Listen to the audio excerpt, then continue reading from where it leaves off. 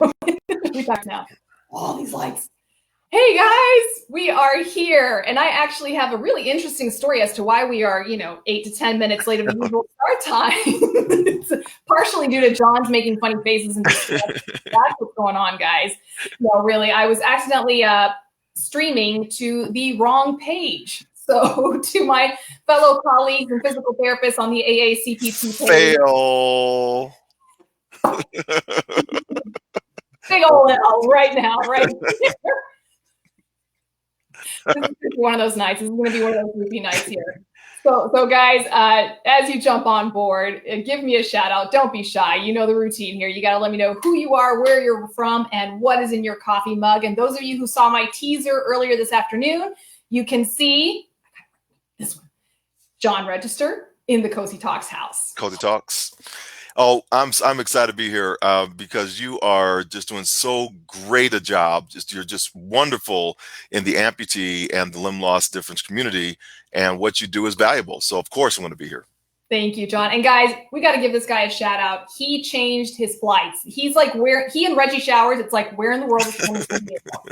When I call them, I'm always afraid I'm going to be calling them at like 2 a.m. or something like that. So he rearranged his flights so that he could be here tonight with us. So thank you. No worries. I'll love it. And these comments, John, I don't know if you can see the comments. They're pouring in right now. The right side of the screen. Oh, yeah. Be on board. Brandon, Mark walked on the beach for the first time today. What? How did the sand feel in your toes? Mark, what foot were you using when you were walking on the beach? Throw that up in the comment section for me. Absolutely. Julie said, better late than never. Julie, I had a really great excuse, but it just shows how lame I am that I pressed the wrong button. I was live streaming to the wrong page. Whoops. Hey, Robert, glad you could join us. Ashley, hey. Girl, get your random question of the night in. Where's your sweet? You got your sweet tea in Tennessee. There we go. Ashley just finished her master's in special education. She's awesome. Viewers. Congratulations. Susan, I am so glad that you're back here again and you got a plan going. We got Damon on board. What's up, Damon? Let's see. We got a lot of people. Keith, Carol, Stephen, Matthew, Stephen, another Steve, Stephen Schreidel, and Doug. He says, hot tea and being transferred to subacute tonight fit the next stage of recovery. Yes. 4 weeks. All right. Doug just had his second BK, so he's a bilateral BK, and he had an amazing outlook and has been keeping us posted on everything. Wonderful. Thanks, Doug. That's great. Congratulations. So happy to hear that. And Doug, I want to see videos of you when you get up in those first test sockets. I want to see videos. Absolutely. All right, guys. So for those of you who are joining me for the very first time, welcome. My name is Cosi Belloso. I'm a physical therapist here in Tampa, but nobody wants to hear about me tonight. We're going to be hearing about this guy here. This is John Register. I'm going to give a brief intro, and I'm going to let him take off with his story because he tells it so beautifully. Oh. So we've got Paralympian, U.S. Army veteran, Desert Storm and Desert Shield. An amazing speaker who has spoken on 4 continents. How many countries? Are you keeping a tally? No, I don't know. It's a lot. It's growing too. It's about to grow even more. So, my God. And just guys, Renaissance man. So, John, tell us a little bit about your story, about your background. Hey, thanks, Cosi. Welcome everybody. I just love this lady. She does so much for our community, and so I'm just really thankful to be here this evening. And a little bit tired, but I'm get the energy up for you all this evening. I'm gonna try to. I was looking for my boom box. There you go. I don't have it. I gave you one. I know you did. I just got in. Is it a planter? Is it like a door stop? Yeah, so over there. Let me get the door. So here's kind of I'll framework my story and then talk a little bit about how I use the story now to actually create impact for other individuals around the world. I was a world-class athlete, ran track and field for the University of Arkansas, was a 4-time track and field All-American, high hurdler, long jumper, ran the relay teams at Arkansas, and we won, started off the string of 42 national championships. So high-level athlete. Went to 2 Olympic trials, once in the high hurdles, once in the 200 in the long jump, and then the 400-meter hurdles as well. And when I was serving in the military, I came back from Operation Desert Shield, Desert Storm without a scratch, and was training for my third Olympic trials in the 400-meter hurdles. When I went across a hurdle, I landed awkwardly. I dislocated my left knee. I severed the artery behind the kneecap. And seven days later, because of poor circulation, I made the choice from what the doctor had said. I'm either going to use a wheelchair or a walker for the rest of my life or take an amputation. I chose the amputation. So think about that. You know, we talk about two types of amputees, one that's pretty much congenital, one that acquires a disability, acquires an amputation later on in life. So as I'm 29 years old now, I'm on the flat of my back. I'm now questioning who I am. What is my identity? Is my wife of 6.5 years, is she still going to stay with me? Is my son still going to see me as his father? Do I still have a job in the United States Army? Can I support my family? All these things were really hitting me and pressing upon me very hard. I was alone in the hospital room from 11:30 at night to about 8:30 in the morning. And all of these negative thoughts I was just thinking about kept me up all night long. And I was in the most intense pain of my life, you know, with the leg now freshly amputated, and I couldn't reach the morphine drip button, and the nurses, you know, thought I was going to sleep through the night. All this stuff was happening. So when 8:30, Dr. Randy Mullins, he walks into the room and sees my countenance has really done a 180-degree shift. And then he says to me, you know, we got to get your wife over here. Now, my wife, Alice, at the time, maybe you're saying, you know, why wasn't she there with you at the front? She was there all the time. And the doctors told her that she should go get some rest because I was going to sleep. The drugs would have me sleep through the night. And so some of you I know have that happen. But I woke up at 11:30. And so she's getting rest. She's trying to take care of herself, me, John Jr., our 5.5-year-old boy, her mother-in-law, and she's just found out, ladies and gentlemen, that the job that she was working, because she was gone so long to attend to me, they've just fired her from her job. I didn't know that. What? Fired her from her job. And she kept all of that from me. And so she comes running over. It takes them 45 minutes to get me out of that bed into a wheelchair, pushed out to an inaccessible playground where I'm parked in that wheelchair and watching my boy and my wife play on the swing set about 20 yards away from me. And I lost it. I broke down, started crying uncontrollably because all those fears I had in my head. And it was at that point that Alice saw me struggling, and she comes running over. She wraps her arms around me and says, "What is going on, babe? What is happening?" And it was at that point I articulated to her every single thing that was going on in my head the night before. And then she said the words that really stopped my downward spiral. She said, "You know what, John? We're going to get through this together. It's just our new normal." And when she spoke those words about this new normal, I was beginning to try to process what she was even saying. I see John Jr., he jumps off the swing, his little 5.5-year-old legs hit the ground, and he comes running over to me. "Hey, Dad, you see my big jump? You see my big jump, Dad?" And in those 20 yards, he had just validated me as his father. He had just created his new normal. And I realized in that moment, that's what I had to do. Now, it's not easy from that point in life, but it's a choice that we all must make. Whether the pain is great or the pain is less, whether we have family and supportive friendships or we don't, we are the ones that have to make the choice. Are we going to get back into life, or are we going to let this thing beat us as amputees? And there's so much of a great community. That's why I love Cosi Talks so much, is because she creates a community for us to have dialogue, discussion, conversations, and celebrate each other's wins and our successes. And we want to know about them. We want to see them so that we all can elevate together and pick up the ones that are struggling a little bit because they don't have that support network or support system. We can become that for them. So I started swimming for physical therapy, and I got so fast in the water that 22 months after I started swimming, I somehow fluked up, messed up, and actually made the Paralympic swim team. Go figure that. You just kept swimming faster than the person behind you. Absolutely.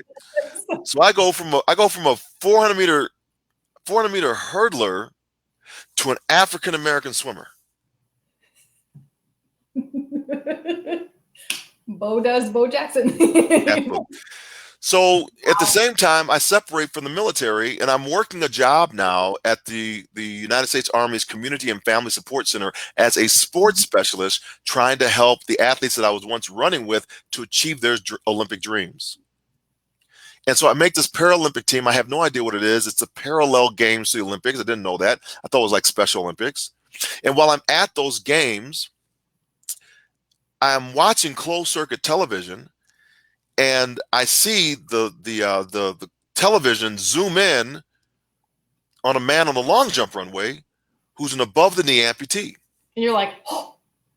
Right. I've never seen a amputee run before, leg over leg, down the track. Mm-hmm. And he's above the knee. He's like me. So I'm glued to the set. And as he begins his run up, the crowd is cheering for him. They're clapping for him. He hits the takeoff board, leaps into the air, apex, the height of his flight. His artificial leg flies off. Oh. He lands in sand. Artificial leg lands about 3 feet up in front of him. Whole crowd is dead silent like Macaulay Culkin Home Alone. Like. But he turns back to the long jump official and says, "Can that one count?" Absolutely. So where are you going to measure my jump from? Here, or my artificial leg lands up there? I didn't mean to steal your punchline, but that was just too good. It's good.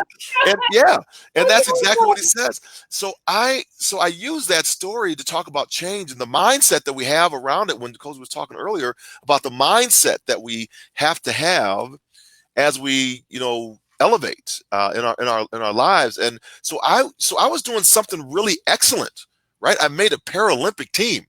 It's the highest level of competition. It's the parallel games to the Olympics.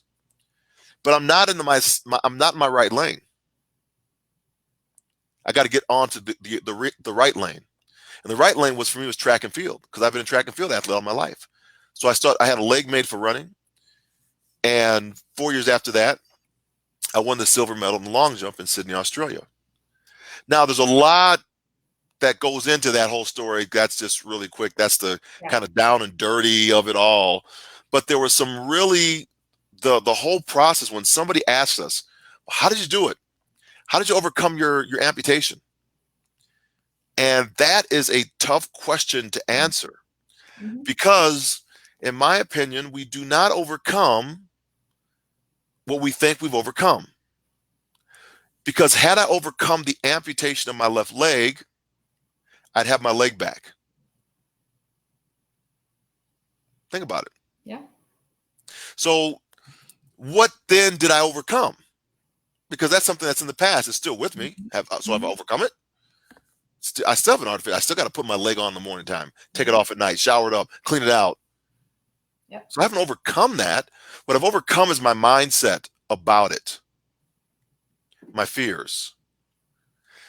And my fears were being displayed. They were coming out of me as my wife is going to leave me, personal fear. My son's not going to see me as his dad, personal fear. I'm going to lose my job, personal fear. I also had to contend with the fears of others who couldn't see me for who I was at that time. Other people believing for me what I could or could not do, which is based upon what they believe they could or could not do if they were the amputee. And they try to pull us back to their safety of who we used to be in their world, fit into their box. Yeah. And the third is societal. Who did I listen to? What was I allowing into my brain to make me believe my initial fears in the first place? And when we begin to look at those things, we were talking a little earlier that we are given the spirit of fear, but a power, love, and a sound mind. So if that's the case, then there's got to be something else that we need to be looking at to try to turn away from those fears. And I think the first thing we do is we say we're going to rebuild. If I just get it back again, if I just get back to the way I used to be, everything will be fine. But we don't get it back because there's too much water under the bridge. We've grown from that experience. We're no longer that person before the amputation. We've got too much pain, phantom pain, family pain, whatever pain that's going on. That's the real right now, possibly, or the immediate past. And we can't go back to the person that we were before. But we don't know this yet. In our mind, we're thinking that's what I need to do. So we do all this redefining of who we are in this false narrative. And we're saying, should I be beholden to the other people and fit in that little box that they've drawn for me? Does that get me back to my past and my relationships, and if I can just show up as myself again? Or are there other people that are pulling us to an existence that we don't yet know? In either case, we must choose. Not a 3-point step, 7-point step. It's not a book that you read. We must personally choose what it is, what fears we're going to amputate to embrace our new normal. And once we do that, we shift over to what I call a rebirth. And the rebirth is because I now have to learn how to walk again, to run again, to ride my bicycle again, to drive a car again. Whatever the new again is, we have to learn how to do it. And then we get so proficient in it that we become resolute and resolved in who we are and how we show up as our authentic self with this new amputated state. And it gives us the power. Power is static, where status is fluid. It gives us the power in this moment to know that we are so resolved and resolute in who we are. We're not going to go back to what other people said about us. You need to catch up to where I am. Yep. So when I'm on that long jump runway and I win the silver medal, and I have the silver medal hung around my neck, we go down after it's over with, the reporter asked me, she says, John, you ran against Michael Johnson. You jumped against Carl Lewis when you were in the Southwest Conference. Do you think you could do that again with an artificial leg? And I thought about her question for a moment. I said, no. However, if Michael Johnson or Carl Lewis, God forbid, lost a leg, could they run as fast or jump as far as I do? That's the catch-up. There you go. No, and I love what you said. And this is something that I've said to my patients. This is something I said in my own cancer journey to my family. And we talked about it a couple of weeks ago. It's finding the new normal. Alex hit it on the head. And it's something that with every change in my own personal life, becoming a wife, becoming a mother 4 times over, becoming a cancer survivor, having those drastic changes in your life and coming to the realization, life was not going to be the same. You are not going to be the same person you were before that event. And that's okay. And it doesn't mean that life won't be good and joyful. That's right. And it's understanding, like the older you get, the more you realize life is not static. So even if you don't necessarily go through something traumatic like amputation or cancer or the death of a very close loved one unexpectedly, those big things that shake us up in our lives are constantly changing. All the time. We are meant to change. It's not meant to stay static. So that mindset applies to everybody. Absolutely. There's a great story about I think it's a carp, but it's the salmon story when they were trying to get salmon from the northern part of Washington down to market in San Francisco. And when they would catch the salmon, they put them in the train, water the trains up, drive them down or rail them down. And when they got down to San Francisco, they were all dead. So they had to put an irritant in the water. Some type of carp that's the enemy of the salmon. Right. Shake them up. To wake them up, shake them up, move them around. So you need some type of antagonist in your life to push you to that next existence. Yeah. And we were talking a little bit earlier about fear, right? So I talk a lot about fear, and in the fear moments that we have, it's not that we don't have them, but we have to understand where fear is actually coming from. Why is it in our life at this point in time? And I was looking at this from Tony Robbins today. Tony Robbins, I don't know how he got in my inbox, but I got something from him. And so Tony was talking about this fear thing, but he's talking at it from a very high level, and he's not digging into the weeds. And it was ticking me off because people need the release. They don't need all the widgets and things that you think you can do and just talk this way. You need the actual thing that's going to turn you out of it. There's only one thing that turns us away from fear, that turns us out from fear, and that's fact. Fact overtakes fear. When you speak truth, when you have truth, it eradicates the fear that's around you. So I say speak truth and love. Love means that you add value to somebody's life. So it's not that you're trying to speak truth and trying to tear them down. When you speak a truth, you got to speak that truth in their life to lift them up. That's why Cosi Talks is so powerful. We're trying to speak truth and love to lift you up, to elevate you. The other thing is truth needs to come. When truth comes out, if it's, some people always argue, if it doesn't, I'm trying to read it. If it doesn't, we must ask ourselves, what is the fear that keeps the truth hidden? If we don't listen to the truth, why are we not listening to that truth once we've been confronted with it? What are we trying to hide? What are we trying to hide behind? And then even if there are some things sometimes that we need to not say because we're fearful of what the other person will do with the information, this is still a fear that needs truth to tame that fear. It's all about that. We must articulate our fear and get to the facts. And then the facts are, you will come out of this. It's going to be better. There will be a better day than yesterday. It's the Citius, the Altius, the Fortius of the Olympic model, swifter, higher, stronger, which are not written in the superlative of the word. It's not swiftest, highest, strongest. We can have our best performances today. We can be the swiftest today, be swifter tomorrow. We can jump the highest today, jump higher tomorrow. We can be the strongest today, be stronger tomorrow. For 15 seconds without falling down or my leg shaking because I was so weak from the surgery. And then 15 seconds became 30 seconds, and 30 seconds became a minute, and a minute became 2 minutes until I could actually get up and walk up and back and forth to the restroom. But we got to it's incremental. That's how we do it. Yep. And we can't do it alone. And that's the other thing I think about is, our human minds, they were not designed to be able to handle this. Right. They were not designed to be able to handle the loss of a body part, of a cancer invading your body, the loss of a child, our minds were not. So it takes that village. Yeah. And for me, it's God sending us the strength and the resources and the people that we need in our lives to get us through these moments. Absolutely. Kathy says you guys rock needed this tonight. All right. We love you, Kathy. No, we've got so many beautiful comments here. Theo is saying, God bless Alice. Thank you for sharing your incredible story. It's inspiring. We've got Ron here. Ron is a huge fan. Harsh says, where are you? So, are you in Chicago right now? Me? Oh, I'm in my house. I'm in Colorado Springs. Oh, okay. You're in Colorado Springs. That's right. That's right. Let's see. There was a couple of comments.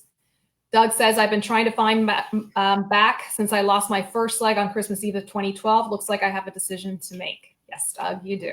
Yeah. And he says, thank you for your powerful insight, John. Chris says, you need to change to meet conditions. Conditions won't change to meet you. Yeah, that's a good one. So that just drifted me someplace else. So I talk about that in environment and atmosphere. So think about our human bodies. Our human bodies were not designed to live in space. We have a space station that's flying over us at 144,000 miles an hour. So, and we have people living on that space station, but they can't live there in that environment unless they take their atmosphere with them. We have people living underwater right now. Some they got hotels underwater. Can you believe that? But you can't live underwater unless you take your environment. And a lot of times what happens is we fail to show up in these various environments that are challenging and stressful without our own atmosphere. We have to bring our atmosphere with us. So after you started your rebuilding, your redefining, and then the rebirth, it led to the creation of something amazing. It led to the Inspired Communications International business that you've created. Tell us about that and how you have taken everything that you've done and now you're... Yeah. So Inspired Communications International started with, kind of back in '98, and it's been morphing ever since. And I got to read some of the stuff. It's just morphing even this weekend. It's morphed. Well, this is past since we last talked. This is since we last. Yeah. So here's listen to this. You all you love this. This is great. This is my new mission statement, which is, and I'll put it for, I'll do it third person. John helps people find the courage to confront their fears and amputate what limits their life. Right. Right there. And so here's what that really means is I don't believe that after we have been liberated, we get our successes, that it's for us. I believe that we're strong enough now to reach back and help a few more people overcome their fears and really talk truth to them. And they can choose what they want to do with that truth, but there is absolute truth. And so when they discover that and they see all the people that have kind of walked that pathway before them, it helps move them forward over that. And so inspired communications is really having people understand this inspirational cycle. Because I used to hate the word inspiration. I thought it was like one of these throwaway words. It meant, I thought people were feeling sorry for me, giving me charity. But now I understand this word. It's a power word, because before motivation comes inspiration. Inspiration is a catalyst to motivation. Motivation in turn causes actions. Actions lead us to transformational results. And these results, they re-inspire us or allow somebody else that's watching the process to catch the vision. So how does that play out? When I started working for the United States Olympic Committee over the past 15 years, I no longer work there anymore. I had the opportunity to use that story that you just heard to begin the Paralympic military sport program. And that program, which started in 2004 at Walter Reed, grew so big and so wide and so vast. I went to Congress and got $15 million for the thing, and it grew into a VA program, and it grew into the Warrior Games that we have now, and all those programs you see with these military service members, all that stuff that they do, and adaptive recreation stuff, that started by the one impetus of me doing that stuff. And then you have all these great organizations that have popped up. And so what's that done is that the military begets. So we see what's going on in the military. That's great for the wounded service members, and that trickles down into the civilian community. So we see all the prosthetics now are through the roof because all the testing happened on the military service members. So that's why, OSER, Flexfoot, or whatever, not Flexfoot, OSER, or Autobach, and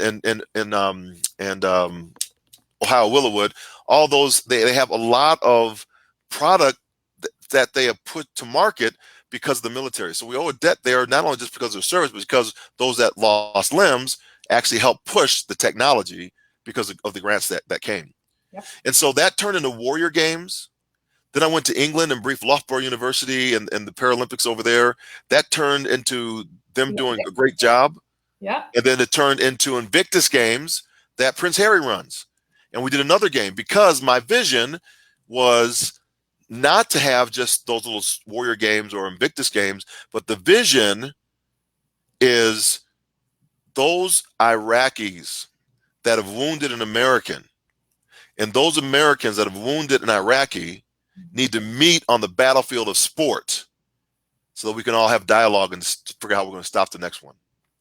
And it happens in a forum called CISM, the Council of International Sports and Military. I got close to it. I had 7 countries that came in. There's countries that fought wars against each other or could fight or fight with each other. And so that was the big thing, which I took from the Vietnam veterans who go over because war is not natural. And this will never be written about on a news article because it doesn't sell. But going back and trying to make reparations with those where life has been taken. And when you destroy a family, you don't know what that person was doing, what their job was, and that might have just stopped and wiped out their entire ecosystem. And we see it happen all the time. So people, that's a heavy weight, and they go back to make those reparations, which a lot of times we're just polarized left and right, and we don't get that. That just brought a whole new level of understanding about, I had no idea about the different countries who were meeting to compete in that arena again. Wow. That's amazing. So I'm still working on it a little, I'm not with the Olympic Committee, so I don't think they can help me get it done. They got their own issues right now. but uh, but I think that's where my head goes, is how do we have these conversations at such a high level that we can actually make those changes in the world and really have impact. But you have to be willing to go deep in your own personal story to release that. And that's tough. People don't want to do that. It's scary because they have fears. Yeah. What are they going to think about me? What are they going to think about my story? I don't want that out there. I'm going to hold that to myself. But the truth is, once you share it, it liberates others.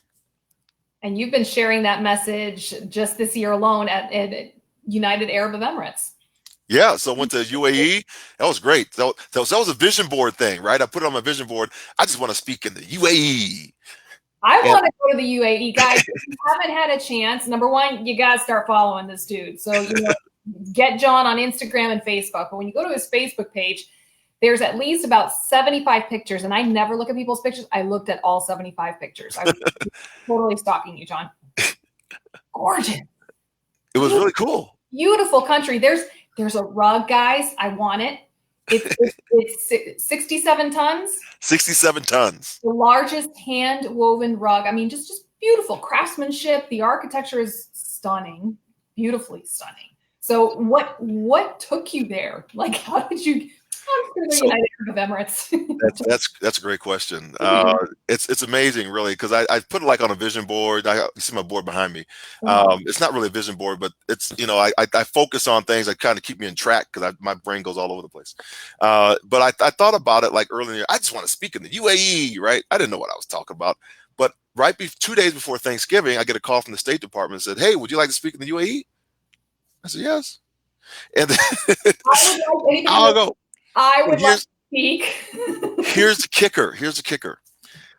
I tried to make that sucker work in the month of December when they wanted me to go because it's Disability Day, International Day, and I just could not do it. I could not make the dates work because I was booked up, and I was about to punch one off this calendar to make it work inside this thing, and I said I can't do that. That's totally against my value system. So I was like, I called them back and said, I can't go. I can't go. And so then 2 days later, they called back and said, "We've arranged the entire trip to be in January now. We definitely want you to be part of this deal." That means you need to go. That's all that means. So I got to go. I visited 4 of the Emirates. So there's 7 Emirates. The Emirati are only 10% of the country. Only 10%. The rest all work for the Emirati.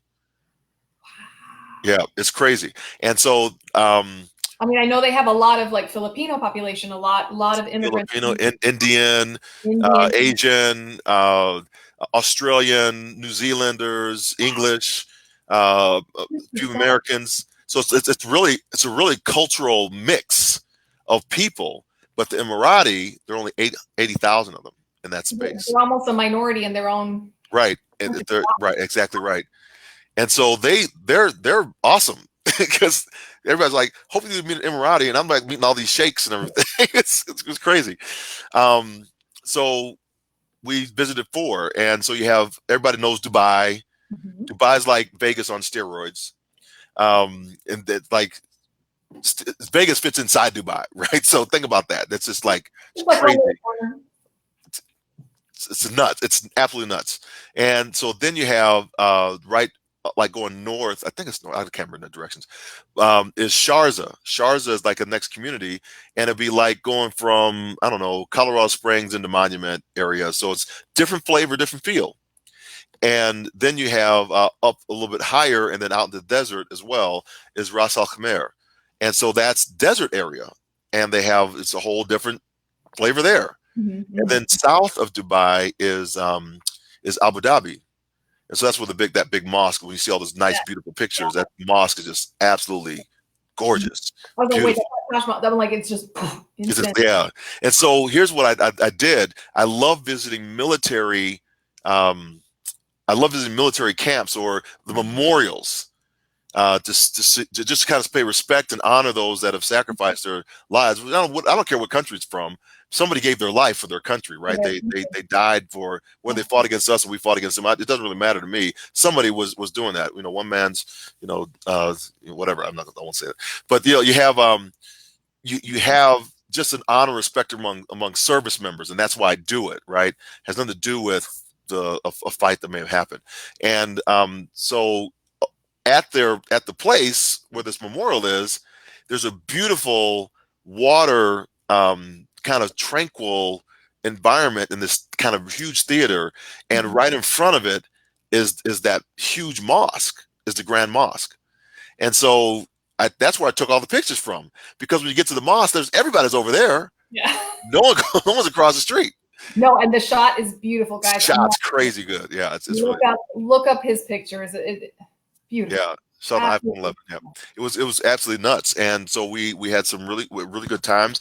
And I'll tell you, I always go in trying to learn first. Mm-hmm. So what am I going to take from this conversation back to the United States? Many Americans go over it with the opposite attitude. Let me tell you what I know about this, and so that's a turnoff. So always ask, and celebrate what somebody else is doing before you kind of jump in. And so what I found was I took my wife Alice with me, and we started showing up, and I've started sharing the story with share with you all earlier in the broadcast. And when I got to the point of Alice being the heroine by saying we're going to get through this together, it's just our new normal, the entire room of all these ladies that were there on the kind of this tea chat thing, they shifted to her, because think about it, most of those marriages over there are arranged marriages, so they have this kind of fictitious fairy tale thing of what they see in Hollywood of how a marriage should be, and many women they tolerate their husbands, and when they have a child with a disability, husband usually leaves, they split, and they use a community to raise these children with disabilities in the country. And so she was like a rock star, because she was articulating their voice from a very authentic place.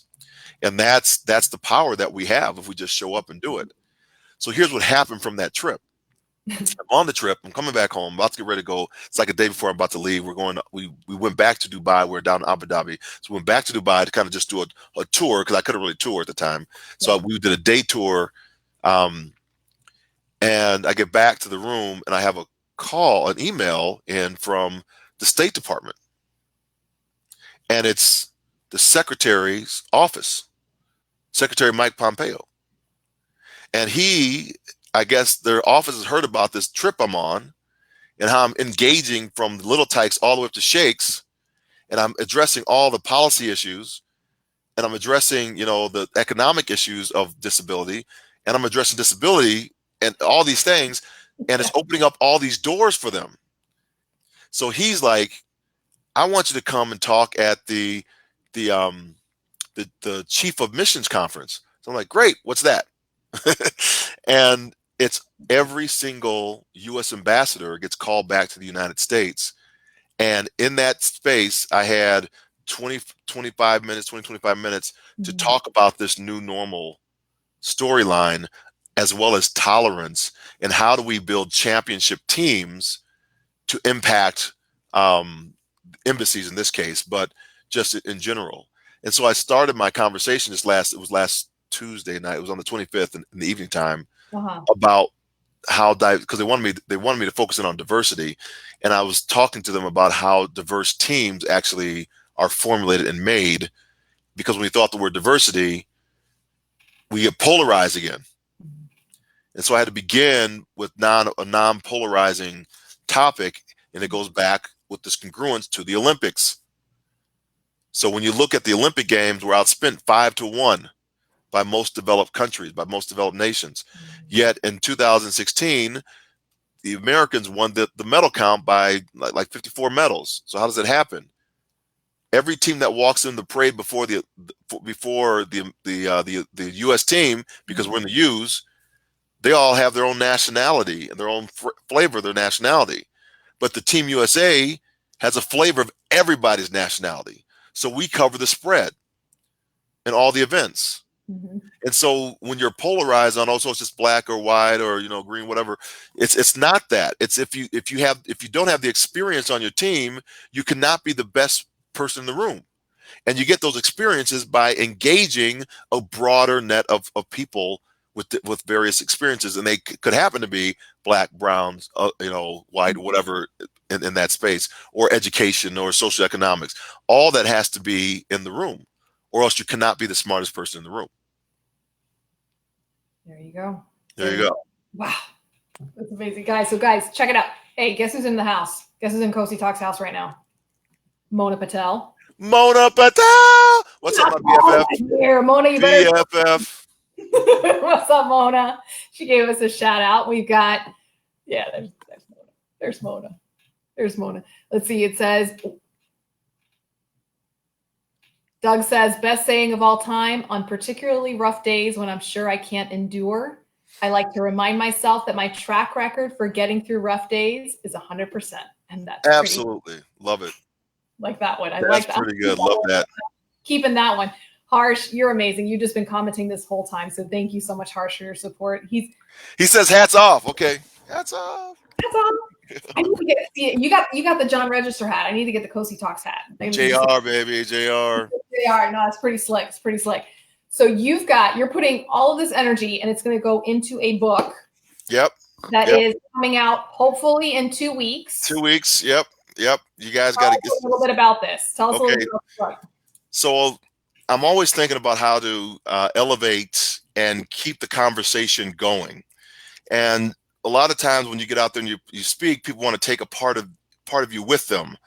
And I was trying to figure out how to best do this. And I haven't really written a book before in my life. And I've been working on one for like 18 years and still nothing. But I thought writing something around story and how we actually engage in story would be of value to people like leaders, as well as, just, all of us, to actually read a story and say, oh, that, I really could do something like that. And so I wrote this book on 10 different stories, and it's called 10 Power Stories to Impact Any Leader. 10 Power Stories to Impact Any Leader. And so it's written by, you have this story. One story is my son. And my son is now at 6 years old. He used to race me down to the creek after church.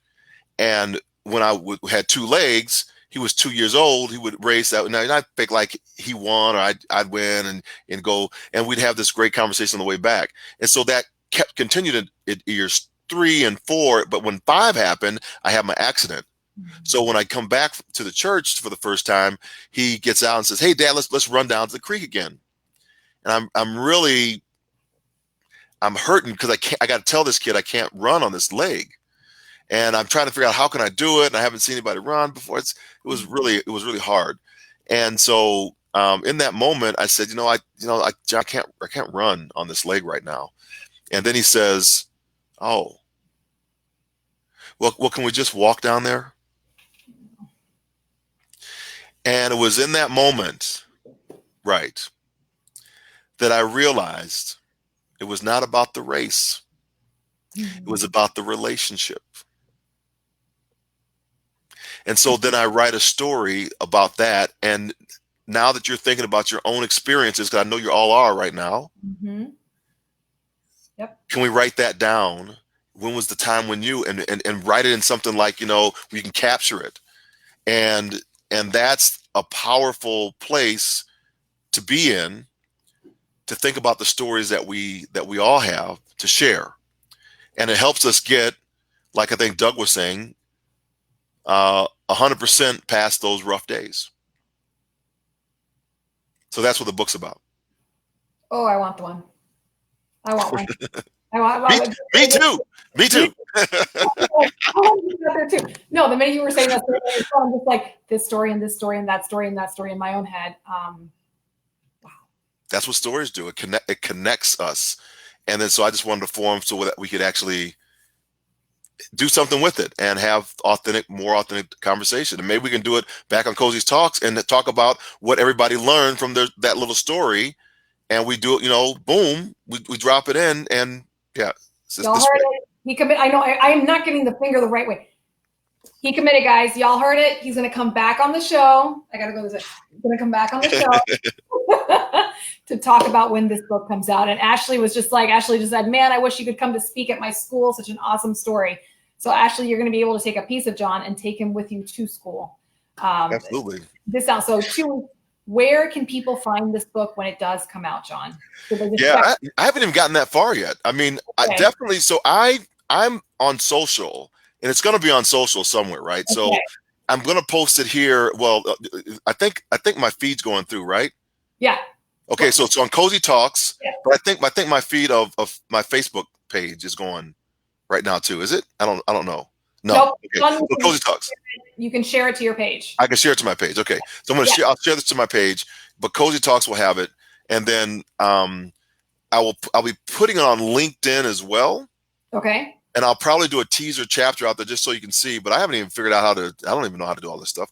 But I got to. Come on. I got to figure this all out. But it's going to be good. Okay, we want the book now. I know. I got to get it done now. So, and then and round 2 is already being started because somebody else said, "Oh, that's got to be in the book." And I looked and said, "Oh, it's not." So then I wrote that one up and I put it in. But I'm going to save it for the second edition because it keep on going. We have these experiences, and these experiences touch other individuals in such profound ways that we need a way to capture what's going on with us. And they're little bathroom reads, right? They're short. They're maybe 400 words at max, and then you get a chance to think about it for the day, and maybe you do it over the course of 10 days, a 10-day set, right? And so that's the type of thing it is. I don't want it to be long and huge deal where you're never going to do it because it's just too much. But it takes 5 minutes, not even 5 minutes, 3 minutes to read one of those little things. This sounds like a dinner conversation. I'm like with my kids and stuff, so I'm like, this might be a good dinner book. So yeah, it's a little dinner book, and so I'll do one. I don't think I did one on fears, so I'll probably do another one we talked about tonight on fears, because I have a lot of thoughts around that, and how we actually overcome the fears with facts. So that's where that's going to be. So it'll be all over social. You can promote it. Good. Oh well, I will. I will. I will. Yep. Well, John, I know you're on your way to a football game now, yes? Supporting basketballs, yeah. High school teams, Sweet 16ers. So I'm going to go down and catch the rest of the game. Well, thank you so much, John, for giving up your time. I've just had my face is hurting right now because I've been smiling all night. This is not my first time hearing your story, and it never gets old. I love hearing you tell your story, and I throw the word out there, inspirational. It's hopefully you've given me a kick in the pants tonight by hearing everything you've had to say, and hopefully you've given other folks a little bit of a kick as well. No worries. Mona, thank you, Matthew. Guys, we're gonna sign off for now. Keep checking back because the minute this gentleman's book comes out, I'm gonna be putting it all over my Instagram and social media and all that kind of good stuff.